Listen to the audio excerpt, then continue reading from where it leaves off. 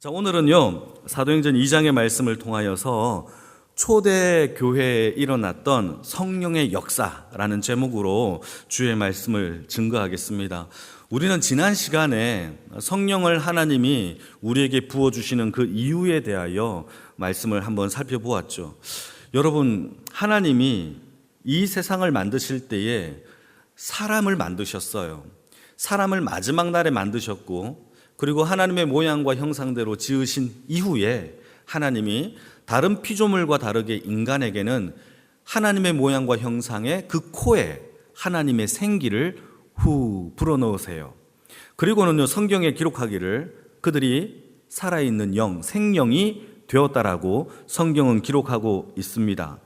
여러분, 동물들도 하나님의 피조물이에요. 천사들도 하나님의 피조물이에요. 그런데 이 피조물이 조금 다른 게, 동물들은 흙으로 동일하게 만들었지만 살아있는 육체적 존재로 그쳐요. 그 코에 생기가 없어요. 영적인 이 피조물인 천사는요, 영적인 존재예요. 그러니까 육체는 없는 것이죠. 그러니까 동물과 천사는요, 하나는 육적인 동물, 하나는 영적인 존재. 저와 여러분들은 이 두 가지가 함께 있는 살아있는 육체적 영적인 존재가 된 겁니다. 그래서 하나님의 그 코에 생기를 불어넣었다라는 이 생기는요, 하나님의 영이에요. 하나님의 영으로 우리가 하나님 앞에 살아있는 영적 존재가 되었다라는 거죠. 그런데 이 인간이 하나님 앞에 범죄합니다. 불순종합니다. 그것은 아담과 하와가 하나님이 금지했던, 명령했던 선악과를 먹지 말라라고 했지만, 악한 마귀가 하와를 유혹하여 이 하와가 스스로 그 탐욕에 빠져서 하나님의 말씀을 거역하여 선악과를 따먹는 역사가 벌어지게 되죠. 이로 인하여 성경에 기록된 걸 보니까 하나님의 영이 떠났고 그들은 육신이 되었다라고 성경은 기록하고 있다는 말이죠. 이 죄인이 되었다라는 것은요, 성경에서 죄의 싹은 사망이에요. 다시 말해서 사망이라는 것은 하나님과의 영원한 단절, 육체적인 죽음뿐만 아니라 하나님과의 영원한 단절이 선포되었단 말이죠. 자, 중요합니다. 자, 그렇게 되면은, 자, 보십시오. 하나님이 인간을 고아와 같이 버려두지 아니하고 다시 회복시켜 하나님과 교제를 하기 위해서는요, 두 가지가 해결이 돼야 돼요.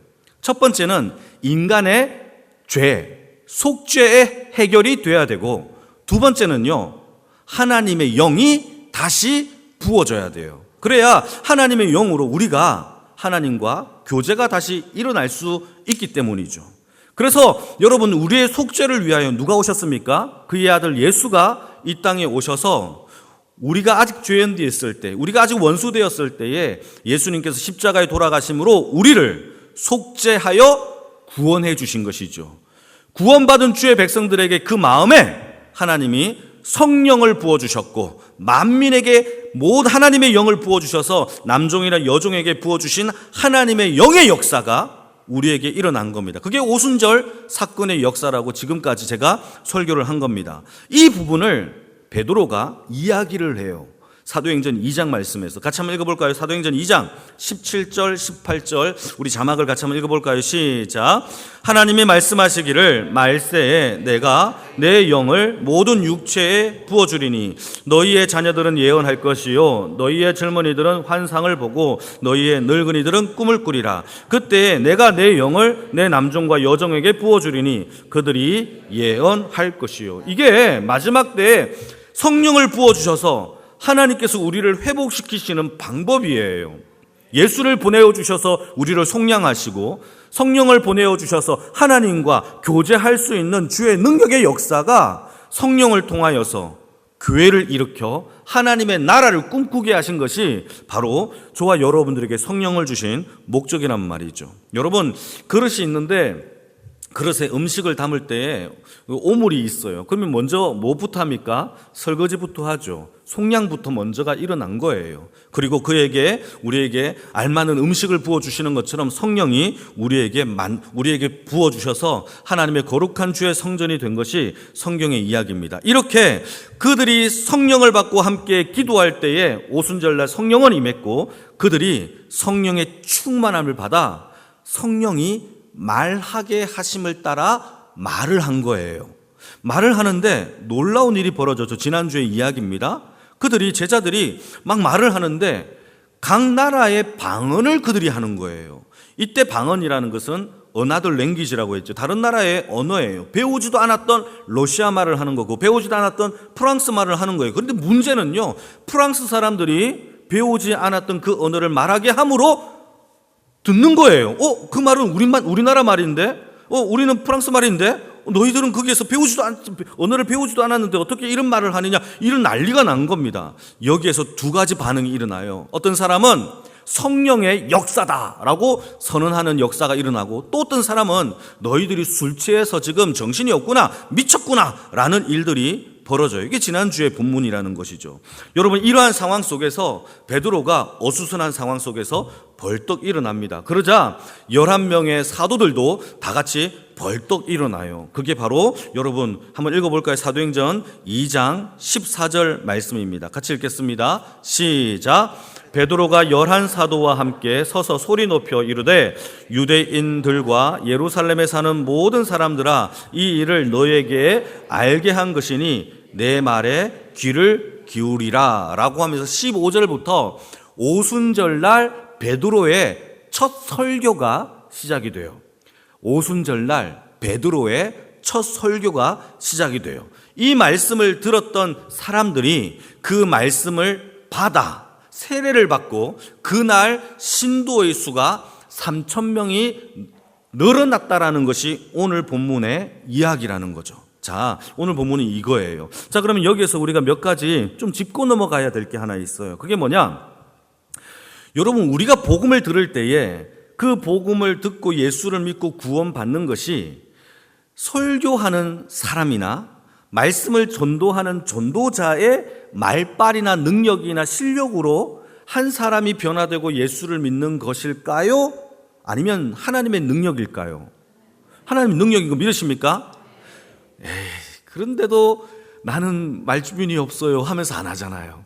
저는 성경을 잘 몰라요 그러면서 겸손한 척 거절하잖아요. 여러분 그렇지 않아요? 여러분들이 아멘 한 대로 복음의 능력과 말씀의 전파와 한 사람이 회심하고 성도의 수가 3,000명 늘어나는 모든 역사의 기로점은요, 사람의 말빨과 전하는 자의 능력이 아니에요. 반대로 말씀을 들었던 청취자, 다시 말해서 말씀을 듣는 사람의 이해력으로 인하여 복음을 받아들이고 안 받아들이고도 아니에요. 여러분, 하나님의 온전한 전적인 주권인 줄 믿으시길 축복합니다. 그래서요, 복음은요, 하나님의 말씀을 증거하는 거는요, 그 사람의 능력이 아니에요. 하나님의 전적인 능력이에요. 그래서 전하는 것만 하나님의 역사가 일어나요. 다시 말해서 전하는 거에는 실패가 없어요. 왜냐하면 모든 전파는 하나님께서 그 전파를 사용하실 뿐이에요. 정말 중요한 부분이에요. 그러니까 여러분들, 우리가 부담감을 가질 이유가 없죠. 하나님의 복음의 능력은 하나님의 전적인 주권이고 성령님의 역사라면 저와 여러분들이 그저 복음을 선포하면 되는 줄 믿으시기를 축복합니다. 조금 덜 믿는 사람들도 믿어지기를 축복합니다. 그래서요, 여러분, 사도행전의 저자 누가가 이 이야기를 우리에게 해요. 2명의 설교자를 우리에게 의도적으로 설명을 하고 그 설교문을 우리에게 기록하고 있어요. 그게 2장에 나오는 사도 베드로의 설교문이고, 또 하나는 사도행전 7장에 보게 되면 스데반의 설교문이 또 나와요. 그런데 이 두 설교 중에서 베드로의 설교를 보게 되면요, 베드로는요 투박하고 좀 단도직입적이며 좀 어쩌면 부드럽지 못해요. 여러분, 오늘 본문에 조금 전에 읽었잖아요. 형제들아, 내 말을 들어라, 귀를 기울이라, 이런 거예요. 그러니까 자, 들어, 내 말 들어, 이런 느낌이에요. 그런데 스데반의 설교는 그렇지 않아요. 부형들이여 하면서 되게 낮은 자세로 부드럽게 설교를 전해요. 그리고 이해하기도 더 쉽게 스데반의 설교가 여러분 정말 미사오구도 넣어가면서 예쁜 설교가 되죠. 설교학적인 면에서 봤을 때 베드로의 설교보다 스데반의 설교가 더 설교학적으로 좋은 설교라고 말할 수 있죠. 그런데 베드로의 설교를 듣고는 3,000명이나 회개하는 역사가 일어났지만 스데반의 설교를 듣고는요, 한 명도 회개 안 해요. 오히려 돌을 들어 스데반을 죽입니다. 여러분, 이게 인간의 능력이에요? 설교는요, 그 사람의 말에 의해서 좌지우지 되는 게 아니에요. 우리 안에 하나님의 역사가 일어나야 우리 교회가 바뀌고 한 사람의 영혼이 바뀌고 열매를 맺게 되는 줄 믿으시길 축복합니다. 그래서 여러분, 우리가 설교를 들을 때 반드시 기도해야 돼요. 그냥 맹하게 앉아 있으면 안 돼요. 하나님, 오늘도 말씀의 귀를 열어주시옵소서. 마음을 열어주시고 오늘도 하나님 툭 던진 메시지라도 하나님 툭 열매를 맺게 해달라고 기도해야 됩니다. 특히 자녀들이 있는 부모님들, 애를 교회당에 보내는 것으로 만족한다면 정말 안타까워요. 그러면 안 돼요. 보냈다면 이 아이가 말씀을 듣고 열매를 맺게 해달라고 부모님은 기도해야 되고, 들리게 해달라고 하나님 앞에 기도해야 되며, 그들에게 말씀을 집중하라고 여러분 자녀들에게 가르쳐야 돼요. 그걸로 인하여 하나님의 나라와 열매와 변화가 일어난다라는 사실을 기억하기를 축복합니다. 정말 중요한 얘기예요. 여러분, 하나님의 말씀을 듣고 우리는 하나님의 능력의 역사로 변화되어지는 것입니다. 이렇게 베드로의 설교를 들었던 이 백성들이, 이 사람들이 말씀을 듣고는요, 마음이 찔리기 시작해요. 그리고는 이들이 하는 말이, 베드로요, 우리가 어찌해야 됩니까? 라고 하면서 어찌해야 할꼬? 라고 가슴을 쳐요. 이때 베드로가 매우 중요한 이야기를 하죠. 그게 오늘 본문의 이야기입니다. 한번 읽어볼까요? 37절에서 38절인데 같이 읽겠습니다. 시작. 그들이 이 말을 듣고 마음에 찔려 베드로와 다른 사도들에게 물어 이르되, 형제들아, 우리가 어찌할꼬 하거늘. 베드로가 이르되, 너희가 회개하여 각각 예수 그리스도의 이름으로 세례를 받고 죄 사함을 받으라. 그리하면 성령의 선물을 받으리니. 여러분, 여기에서 베드로가 무엇을 얘기하고 있느냐 하면, 너희가 회개해라, 세례를 받아라, 죄 사함을 받으리라 라고 얘기를 해요. 그리고 성령을 선물로 받으리라. 그런데 여러분, 여기에서 우리가 오해하면 안 되는 것이 무엇이냐 하면, 마치 세례를 받고 회개하면 우리가 구원을 받는 것처럼 착각하면 안 돼요. 다시 말해서 이것은 시간적 순서의 내용을 이야기하는 게 아니에요. 다시 말해서 우리가 회개하고 세례를 받으면 우리에게 죄사함과 구원의 역사가 일어나는 것으로 이야기하는 게 아니죠. 만약에 우리가 회개하고 세례를 받아 구원을 받는 것이라면 구원은 선물이 아니죠. 이해되십니까? 선물이 아니죠. 조건이 하나 붙어 있죠. 회개해야 되고 세례를 받으면 구원을 주시는, 그러면 선물이 아니잖아요. 하나님이 저와 여러분들에게 주신 구원은요, 우리가 아직 죄인 되었을 때, 원수 되었을 때에 예수 그리스도를 통하여 주신 하나님의 선물인 줄 믿으십니까? 그렇다면 저와 여러분들에게 있어서 하나님 앞에 받았던 이 구원은요, 어떤 조건이 달린 것이 아니에요. 구원을 받기 위하여가 아니에요. 이미 하나님이 저와 여러분들에게 전적인 선물로 주셨다라는 사실을 기억하기를 축복합니다. 이게 좀 더 쉽게 설명하자면, 죄의 싹은 사망이에요. 사망이라는 것은 전적 부패, 전적 타락, 하나님 앞에 죽은 거예요. 죽은 시체가 있어요. 죽은 시체에게, 자, 너 시체야, 너 회개하고 그 세례를 받으면 내가 너를 살려줄게. 여러분, 이런 말과 똑같아요. 이미 죽어 있는데 어떻게 회개하고 어떻게 세례를 받겠습니까? 여러분, 그래서 예수님이 먼저 오신 거예요. 아무런 조건 없이 저와 여러분들을 위하여 십자가에서 대속의 은혜를, 십자가의 사랑을 저와 여러분들에게 부어주시고 성령을 이미 선물로 우리에게, 믿는 자에게 선물로 주신 줄 믿으시길 축복합니다. 그래서 저와 여러분들에게 성령의 법이 기준이 돼요. 우리가 죄인임을 깨달아요. 내가 이 정도로 심각한 죄인이구나. 그래서 하나님께서 성령의 영을 부어주시고 회개의 영을 부어주셔서 하나님 앞에 우리가 우리의 죄를 자백하고 고백할 수 있다라는 거예요. 여러분, 중요한 얘기죠. 일본에 세계 2차 세계대전 때 오노다라는 병사가 있어요. 일본이 미국에게 패배를 선언했어요. 그리고 29년 동안 이 오노다라는 이 병사는요, 필리핀의 한 섬에서 혼자 벌이고 있었던 거죠. 이미 일본은 패배를 선언했고 전쟁은 종결되었음에도 불구하고 일본의 이 오노다라는 이 병사는요, 그걸 믿지 않았어요. 한 병사가 필리핀에 혼자 저렇게 은둔한다라는 사실을 필리핀 사람들이 알아서 일본에게 이야기를 해요. 그리고 일본에 그 사람이 오노다라는 사람인 걸 알고는 가족들을 보내고 친구들을 보냅니다. 아무리 얘기해도 이 오노다가 믿어요, 안 믿어요? 안 믿어요. 그러다가 여러분, 필리핀을 여행하는 한 여행객의 일본 사람이 오노다를 우연히 만나고, 일본은 이미 항복했고 전쟁이 끝났는데 한마디에 툭 던진 그 말 한마디에 이 오노다가 믿어요. 그리고는요, 고국으로 29년 만에 고국 땅에 돌아오는 사건이 여러분 유튜브에 치면 나와요. 유튜브에 치면 오노다라고 치면 다 나와요. 여러분, 그 과정들이. 여러분, 이게 여기서 중요한 걸 생각해 봐야 되는 것이 하나 있는데, 이 오노다라는 사람의 입장에서 보면 29년 만에 이것을 믿고 고국 땅으로 돌아왔어요. 그러면 오노다의 입장에서는요, 일본의 전쟁이 지금 끝난 거예요? 물어보는 거예요. 지금 끝난 거예요. 그런데 실제적인 전쟁은 언제 전에 끝났죠? 29년 전에 끝났어요.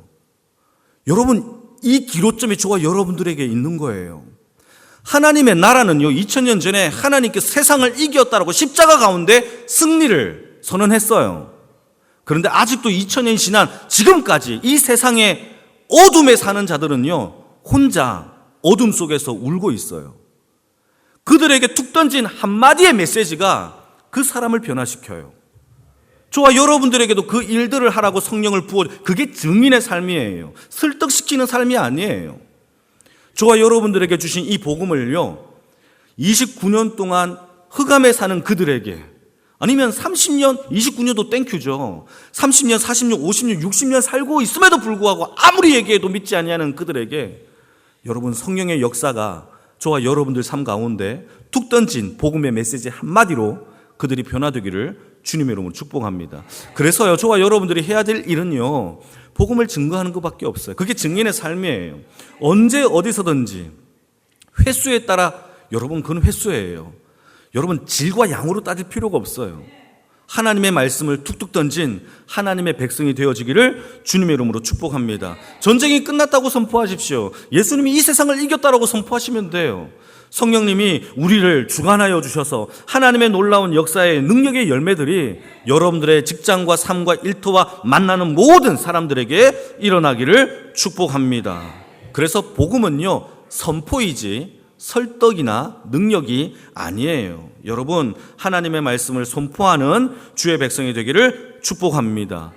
전하는 자가 없는데 어떻게 듣는 자가 있고, 듣지 않고 어떻게 믿는 자가 있고, 믿지 않고 어떻게 열매를 맺겠습니까? 여러분, 전하는 것으로부터 하나님의 능력이 우리에게 주시는 성령의 능력인 줄 믿으시기를 축복합니다. 사도행전 16장 14절 말씀을 보실까요? 여러분, 루디아라는 자색 옷감 장수가 예수를 믿는 과정을 성경은 기록하고 있어요. 같이 한번 읽겠습니다. 시작. 두아디라시에 있는 자색 옷감 장사로서 하나님을 섬기는 루디아 하는 자가 말을 듣고 있을 때에 주께서 그 마음을 열어 바울의 말을 따르게 하신지라. 사도 바울이 하나님의 복음을 전하고 있을 때에 하나님이 루디아의 마음을 열었어요. 그리고는 그것을 믿고 따르게 했다라는 것이 성경의 이야기라는 것이죠. 여러분, 하나님께서 우리가 전하는, 우리에게 또 가르치는 자들에게 하나님께서 그 마음을 열어달라고 기도하시는, 그리고 전하시는 인생이 되어지기를 축복합니다.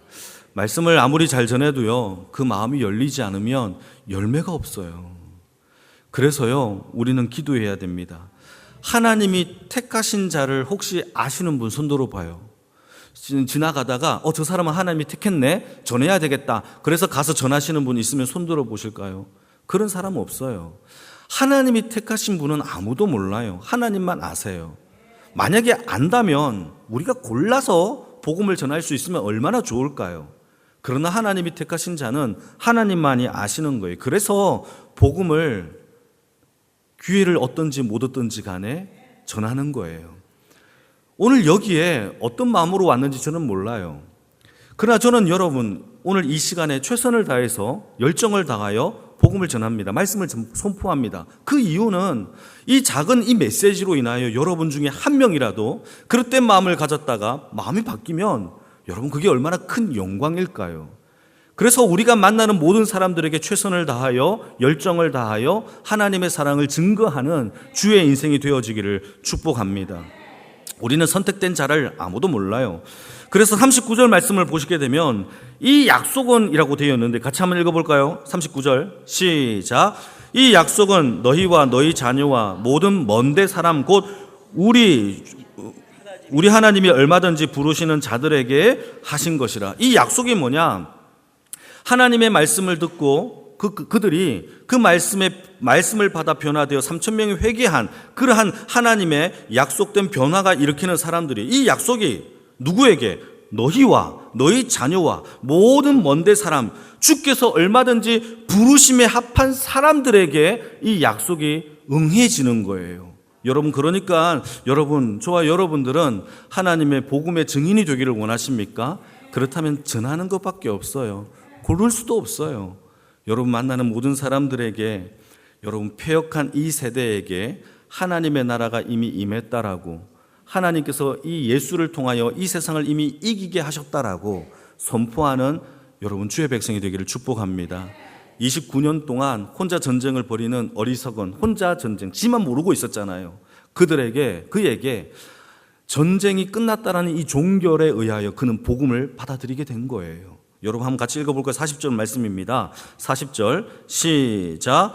또 여러 말로 확정하며 권하여 이르되 너희가 이 패역한 세대에서 구원을 받으리라. 이게 우리가 해야 될 일이죠. 교회가 해야 될 일이에요. 우리가 증인되는 방법이고 성령을 부어주셨고 앞으로 장차 이루실 하나님의 나라를 만들어가는 방법이에요. 여기에 동참하든 동참하지 않든 저와 여러분들의 삶 가운데 있는 것뿐입니다. 하나님은 이 일을 하실 것이고 이 일을 위하여 부르셨고 이 일을 위하여 교회를 세우셨다라는 사실이죠.